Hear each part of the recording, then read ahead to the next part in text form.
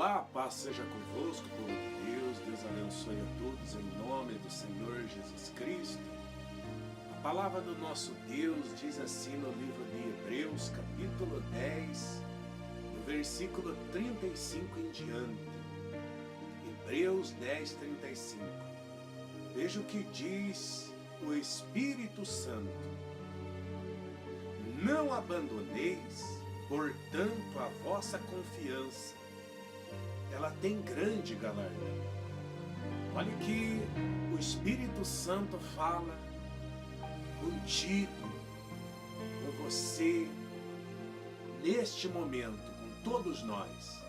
Mas talvez você está passando uma fase difícil, às vezes se deparou com um problema, está enfrentando uma luta, um deserto. O Espírito Santo está falando contigo. Amados, Deus está dizendo: não abandoneis, portanto, a vossa confiança. Ela tem grande galardão. Deus diz, olha que forte que o Espírito Santo diz: não abandoneis, portanto, a vossa confiança.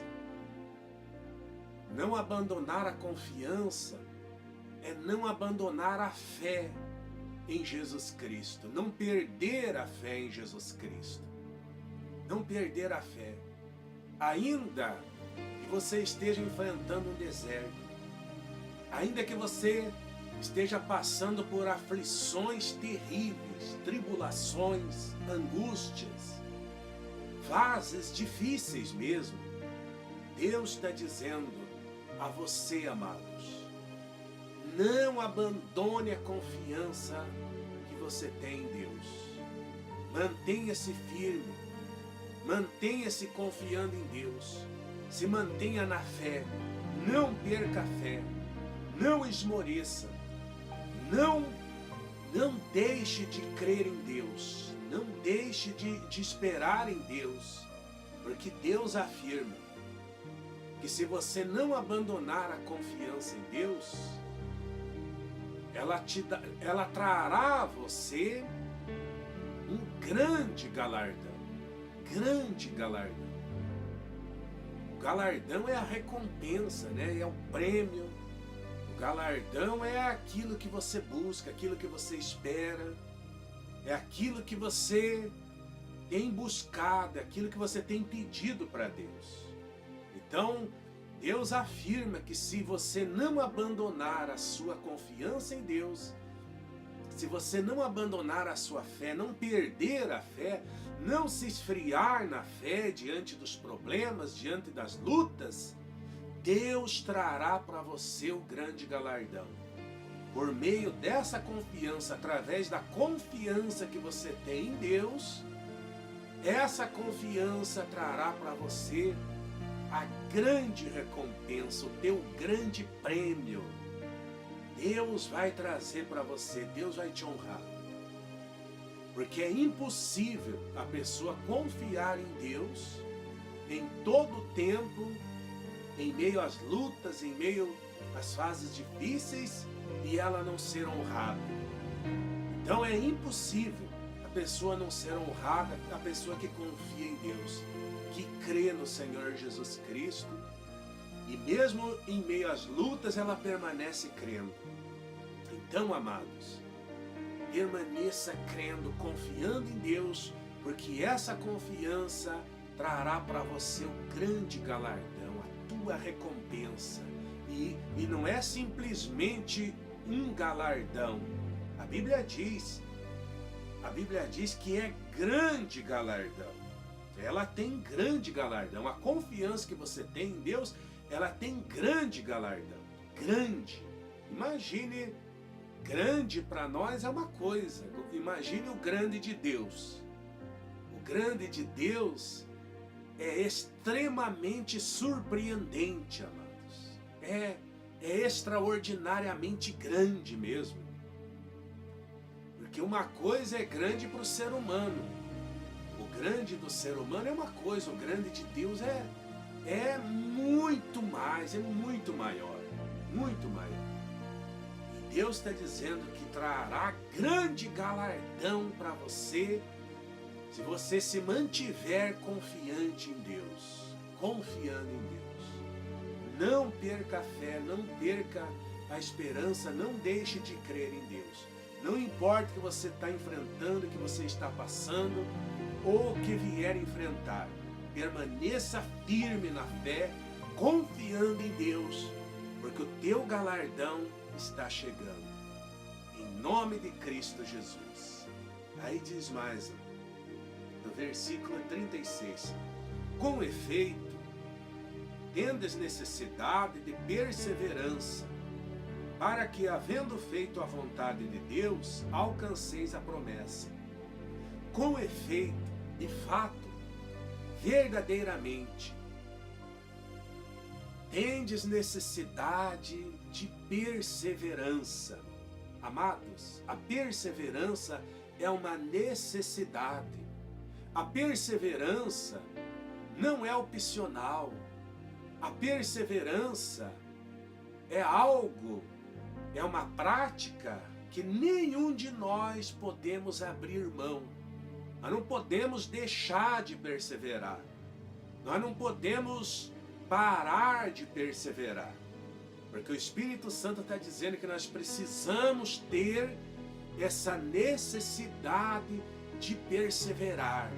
Perseverarmos na oração, perseverarmos na busca, perseverarmos nos alimentando das coisas de Deus, da palavra de Deus, perseverarmos confiando em Deus, perseverarmos crendo no Senhor Jesus Cristo, perseverarmos buscando, perseverarmos na fé, confiando, crendo, sabendo que o nosso galardão está chegando. Então, há uma necessidade de perseverança. Há uma necessidade, e isso é para todos nós, porque todo aquele que persevera alcança a promessa. Por isso diz, com efeito, de fato, há uma necessidade de perseverança. Perseverança. Você precisa perseverar. Você precisa continuar e não parar pela metade do caminho.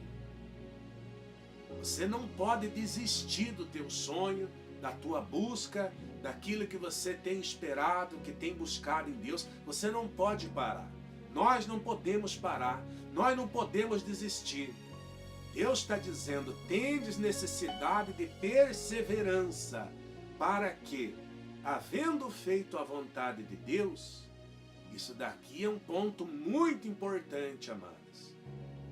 É a vontade de Deus que nós precisamos fazer a vontade dele. Então nós temos que deixar a nossa vontade própria, a nossa vontade pessoal. Nós precisamos deixar de lado para que possamos fazer a vontade do Deus Altíssimo, do Deus Eterno, do Pai das Luzes. Isso daí é uma exigência de Deus. Deus nos mostra, nos orienta, nos exorta de que isso é extremamente necessário para que nós possamos receber o grande galardão, para que nós possamos tomar posse da promessa, a promessa de Deus. A promessa de Deus, a terra de Canaã, a vida em abundância que Jesus Cristo trouxe para nós e no porvir a vida eterna, o reino dos céus, que é o mais importante de tudo. Então, para que, havendo feito a vontade de Deus, alcanceis a promessa. Então, priorize sempre fazer a vontade de Deus. Procurar saber o que Ele gosta. E aquilo que você sabe que Deus não gosta, elimina, abra mão, renuncie. Isso daí, Deus se agrada muito quando você toma essa atitude de fazer a vontade dEle. Não é fazer a vontade de algum ser humano, não é fazer a vontade do fulano, do ciclano, do beltrano, não é fazer a vontade de alguém por causa de uma religião, nada disso. Isso daí não muda nada. O que muda é o que o Espírito Santo está falando. É fazer a vontade de Deus. Fazendo a vontade de Deus, você alcançará a promessa do Deus Altíssimo. Aí diz mais: alcançareis a promessa. 37. Por quê? Ainda dentro em pouco tempo, aquele que vem virá e não tardará. Porque ainda dentro em pouco tempo, aquele que vem virá e não tardará.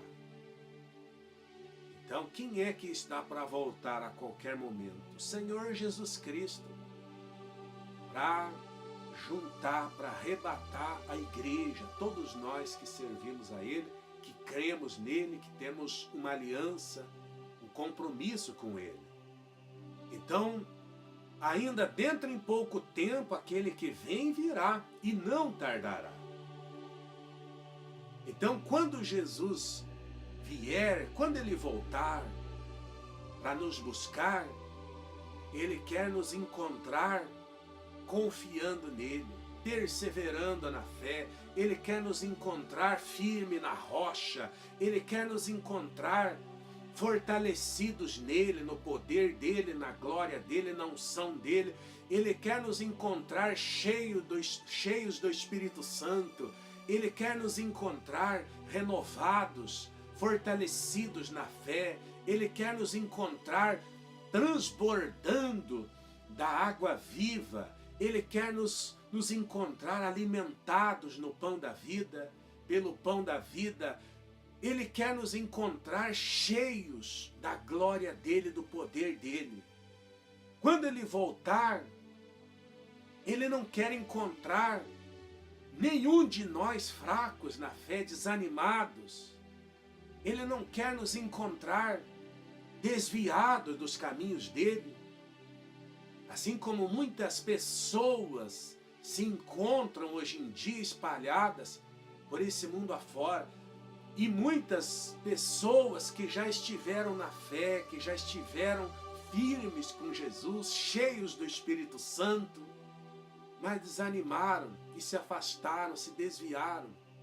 Isso daí aborrece o coração de Deus sobremaneira.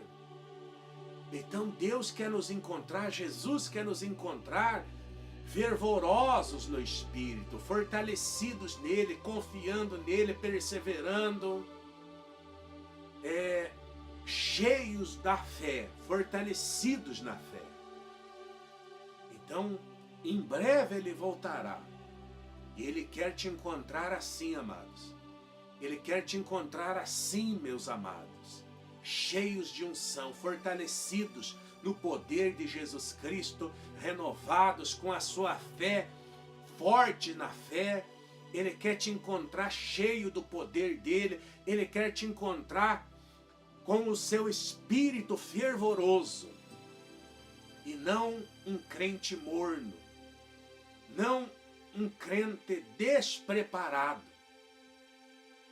Não, ele quer te encontrar avivado, renovado, cheio da unção, cheio do Espírito, cheio de fé, perseverando na presença dele, perseverando com Jesus, confiando nele, esperando nele, andando com ele, seguindo a ele. É assim que ele quer nos encontrar. E é assim que ele quer que nós vivamos todos os dias, dia após dia, na presença dele. Então,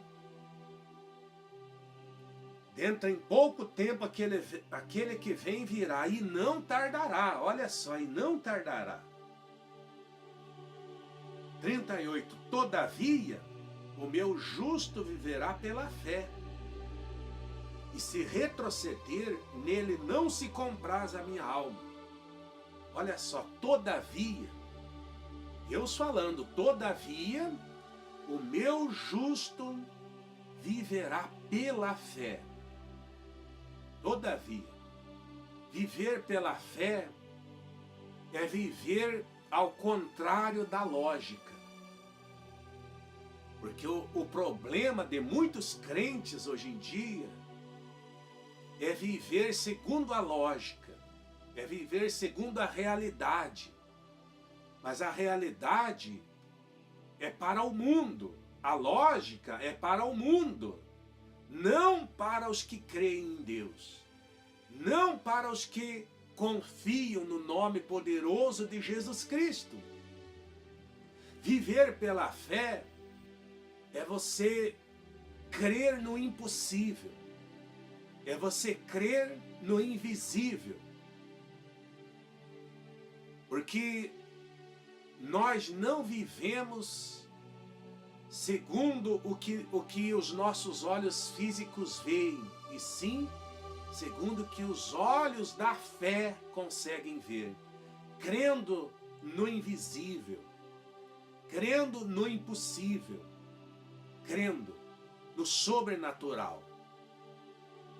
Então é assim, viver pela fé é você caminhar em mão contrária, andar na contramão do mundo, da lógica, das más notícias. Então, viver pela fé é você crer que ainda que os teus olhos físicos não estão vendo as promessas de Deus se cumprir na sua vida, mas pelos olhos da fé você já está vendo o impossível acontecer. O sobrenatural já aconteceu. Você sabe disso, você crê nisso. Isso é viver pela fé. Viver pela fé é quando tudo aparentemente está dando contra. Parece que todos os ventos são contrários. Parece que tudo está dando errado na sua vida. Mas você sabe que Deus é contigo, você sabe que Deus está trabalhando em teu favor, e você sabe que mais cedo ou mais tarde a glória do Senhor vai se manifestar na sua vida e toda a carne verá a glória de Deus. Todos verão o sobrenatural acontecendo na sua vida. Ainda que tudo pareça estar dando errado momentaneamente, aparentemente, mas você sabe que Deus está trabalhando, você sabe que Deus está agindo em teu favor, e você sabe que Deus não vai falhar. Você sabe disso. Pode até parecer que tudo está contra você, os ventos, tudo estão sendo contrários, parece que todo mundo está contra você, mas você sabe que no final das contas, você sabe que o teu Redentor vive. Você sabe que o nosso Redentor vive. E Ele vai fazer maravilhas na sua vida para a glória do Deus Altíssimo, do Pai das Luzes. O Deus que fez o céu e a terra não vai falhar. Nunca falhou e nunca falhará. Isso é viver pela fé. Agora, os que vivem pela razão, os que vivem pela lógica, os que vivem segundo a realidade do mundo, esses não vivem assim. Esses aí, para tomar uma atitude, eles precisam saber como que está a situação do país, como que está a situação do planeta. Será que o país está em crise ou não? Será que os ventos são favoráveis para ela tomar uma atitude, para ela tomar uma decisão, para ela, de repente, a pessoa tem planos, tem projetos para empreender, para fazer alguma coisa, mas aí ela vai buscar na lógica, ela vai buscar saber se a época é boa, se realmente a época é favorável, se é o melhor momento. Não, isso aí não é fé, isso aí é lógica, isso aí é natural, isso daí não é visão de crente que confia em Deus. Porque quem confia em Deus faz o que aqueles que não confiam em Deus acham que é loucura. Olha só o exemplo do paralítico. O paralítico que descobriram o telhado e desceram o paralítico lá onde estava Jesus pregando. Isso daí, à vista dos que não tiveram essa fé e nem essa disposição para fazer isso, isso daí foi loucura. Foi loucura à vista de muitos. A fé é loucura para aqueles que não vivem na fé. É loucura. E é esse tipo de loucura que muitos dizem e pensam, à vista de muitos, é esse tipo de loucura que Deus quer ver. Por exemplo, quando Davi foi enfrentar o gigante Golias. Imagine, à vista de todos que estavam vendo aquilo ali, era loucura. Qual chance, humanamente falando, qual chance o jovem Davi tinha diante de um gigante experiente em guerra, um herói de guerra? Qual chance ele teria? Se não fosse a fé sobrenatural, gigante que ele tinha em Deus, uma fé extraordinária. Então veja que esse tipo de fé é que agrada a Deus. E muitos outros também. Olha o Elias, o profeta Elias, que homem de fé, que profeta abençoado. Quando ele subiu ao monte lá, convocou os 450 profetas de Baal e uma grande multidão junto, todo mundo contra ele estava sozinho. E ali houve aquele desafio. E os profetas de Baal invocaram Baal desde manhã até o meio-dia. Já passou de meio-dia, estava passando de meio-dia, eles clamando ao Baal e sem resposta alguma. E quando Elias clamou ao Senhor dos Exércitos, o Deus único, o fogo do Senhor desceu e consumiu o holocausto, consumiu tudo que tinha ali. O bezerro, as carnes, a lenha, a água, tudo que estava ali. Então o fogo desceu. Mas por quê? Porque Elias era um homem de muita fé. Ele vivia na fé. Ele vivia pela fé. Por isso, segundo a palavra aqui, o meu justo viverá pela fé. Isso é viver pela fé. Então, viver pela fé é andar na contramão da lógica. Isso é viver pela fé. Mas, infelizmente, são poucos nesta geração que vivem pela fé. Infelizmente, a maioria dos cristãos, os crentes hoje, não vivem pela fé. Vivem uma fé segundo a lógica. Se alimentam, às vezes, de coisas que não agradam a Deus, de más notícias, de fofoca, disso e daquilo. E aí a pessoa vai se tornando, vai entrando a viver no natural, no comum, como qualquer pessoa. Não, o povo de Deus tem que ser diferente. Jesus falou que nós somos a luz do mundo. Nós que somos os discípulos do Senhor, nós somos a luz do mundo. O povo de Deus é a luz, nós somos o sal da terra. O povo de Deus tem que ser diferente. Então, você veja que viver pela fé não são muitos que vivem, mas é esses que Jesus conta. Jesus quer ver esse tipo de fé. Você vê por que o centurião chamou a atenção de Jesus Cristo. O centurião ele demonstrou uma fé diferenciada. Uma fé diferenciada. Uma fé que nem aqueles que andavam atrás de Jesus dia e noite, eles conseguiram manifestar essa fé. Mas Jesus Cristo achou essa fé no centurião. Por isso Jesus falou: em verdade vos digo, que nem mesmo em Israel achei fé como esta.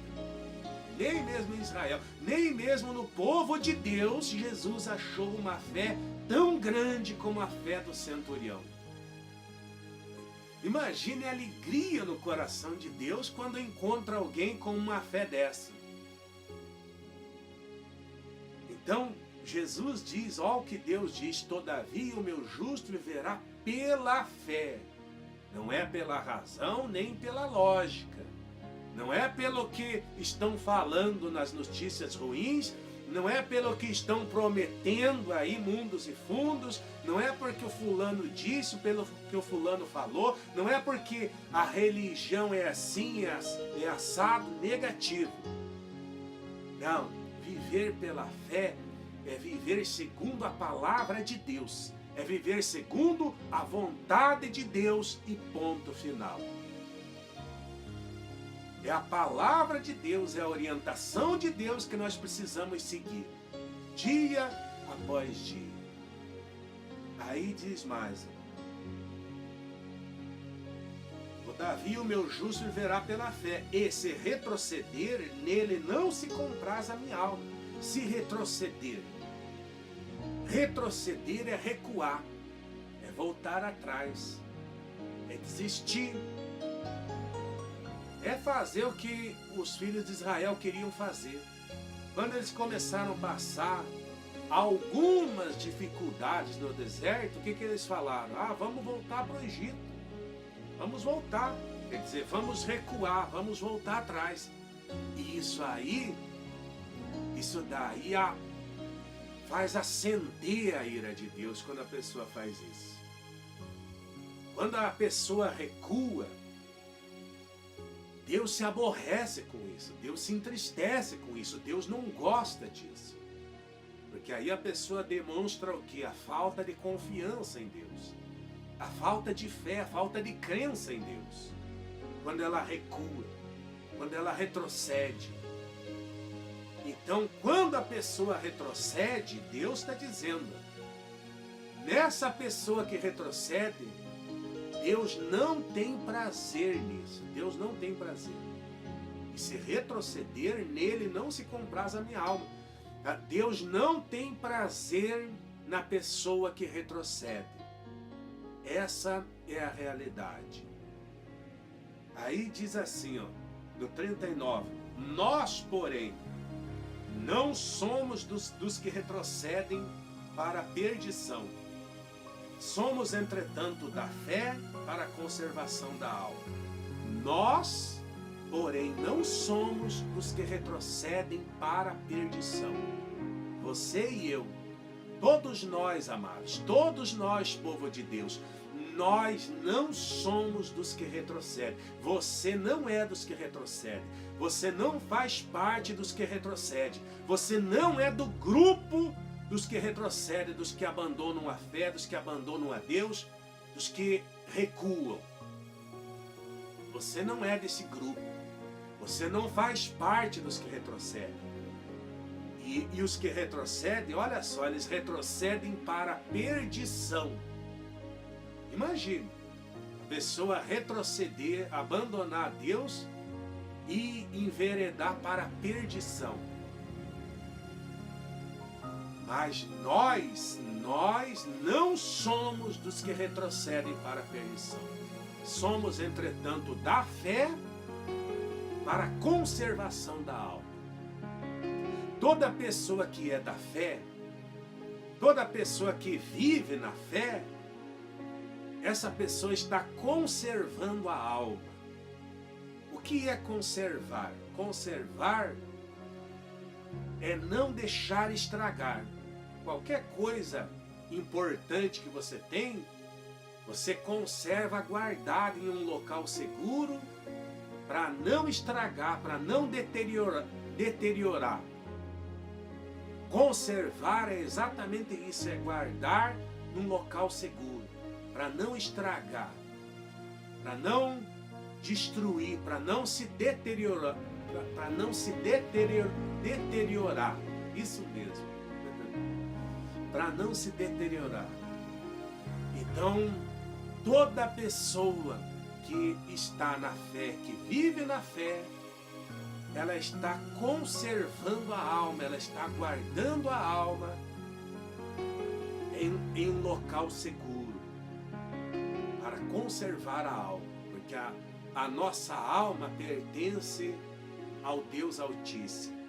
A nossa alma pertence ao Senhor Jesus Cristo. Ele já comprou a nossa alma, Ele já comprou a nossa vida, dando a dele próprio. O preço que Ele pagou por nós foi a vida dele.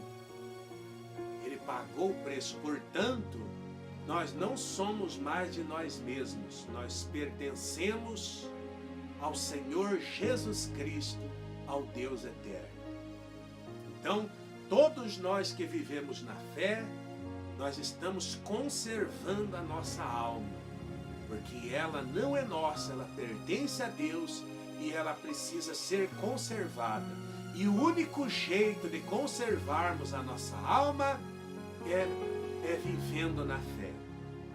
É o único jeito, é o único remédio, é o único antídoto, é o único conservante que conserva a nossa alma. Salva é nós vivendo dia após dia na fé. Vivendo na fé é o único jeito de conservarmos a nossa alma salva em Jesus Cristo. Glória a Deus. Amados, Deus abençoe a todos. Deus ilumine a todos. Grava essa palavra no seu coração. Não abandone a fé, não abandone a confiança em Deus. Seja perseverante, viva na fé e conserve a sua alma. Porque Deus está entregando o seu galardão, a sua recompensa, o seu prêmio. E você está tomando posse da promessa de Deus na sua vida. Fique na paz do Senhor Jesus e até breve, se Deus quiser.